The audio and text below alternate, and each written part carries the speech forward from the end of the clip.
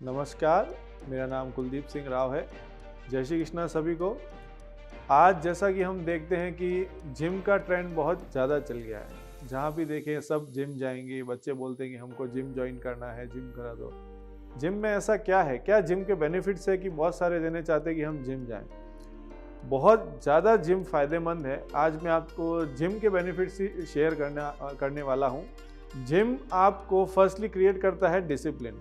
अगर अपन regular gym जाते हैं तो हमारे अंदर एक डिसिप्लिन क्रिएट होता है। अगर कोई बंदा अगर जॉब कर रहा है, बिजनेस कर रहा है, और अगर कोई कुछ भी नहीं कर रहा है और अगर रेगुलर जिम जा रहा है, जिम जाने से उसके अंदर डेली ऐसा कॉन्फिडेंस आता है कि मतलब अलग लेवल का कॉन्फिडेंस आएगा, चाहे वो कुछ भी नहीं कर रहा हो। जिम आपके अंदर कॉन्फिडेंस क्रिएट करता है। वर्कआउट करते हैं, हैवी वेट लिफ्ट करते हैं, तो उसके अंदर आप कॉन्फिडेंस आता है। फिर आप बहुत कुछ करने के लिए आपको अर्ग होता है कि मैं बहुत कुछ करूँ लाइफ में। एक लेवल का कॉन्फिडेंस आपके अंदर क्रिएट होता है। दूसरा, जिम से आपका स्ट्रेस, जो अपन देखते हैं कि आजकल स्ट्रेस बहुत है, छोटे बच्चों में भी पढ़ाई का स्ट्रेस है, बड़ों में भी बहुत स्ट्रेस है, पेरेंट्स में पैसे कमाने का स्ट्रेस है, पैसे कमाने वालों में बहुत सारे स्ट्रेस है। तो जिम से रेगुलर आपका जो स्ट्रेस होता है, वो बहुत स्ट्रेस एंड एंजाइटी फर्स्टली वो पूरा ख़त्म हो जाता है जिम करने से, एक्सरसाइज करने से। आप हैवी वेट लिफ्ट करते हैं या कोई भी एक्सरसाइज करते हैं, इसका आपका स्ट्रेस पूरा ख़त्म होता है, काफ़ी हद तक ख़त्म होता है, कंप्लीटली नहीं कह सकते, पर बहुत स्ट्रेस दूर हो जाता है। तीसरा, आपकी सोशलाइजिंग बढ़ती है। Socializing in the case, gym में वही लोग आते हैं जो डिसिप्लिन है। कुछ ऐसे आते हैं कि ठीक है चलो फ़ोटो खिंचा के चले गए, बाकी बहुत डिसिप्लिन लोग वहाँ आते हैं जो रेगुलर आते हैं।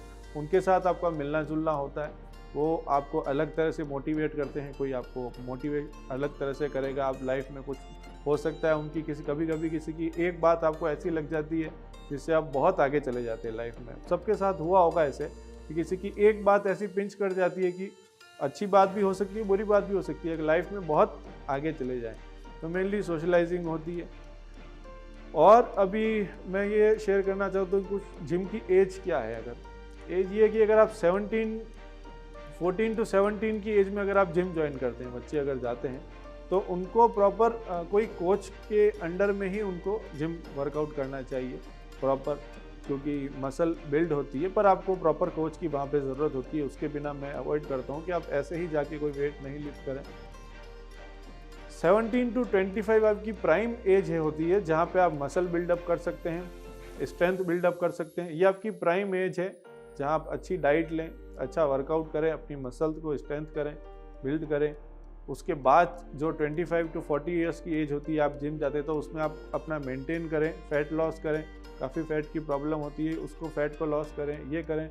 उसके बाद आप प्रिस्क्राइब 40 प्लस के बाद एक बार प्रिस्क्रिप्शन, अगर आप डॉक्टर से प्रिस्क्रिप्शन लेके फिर आप जिम कैसे करनी है, हैवी वेट नहीं उठा सकते, वो मैं शेयर करूँगा कि आप डॉक्टर से प्रिस्क्रिप्शन लेके कैसे हमको एक्सरसाइज करनी है वो वर्कआउट करें।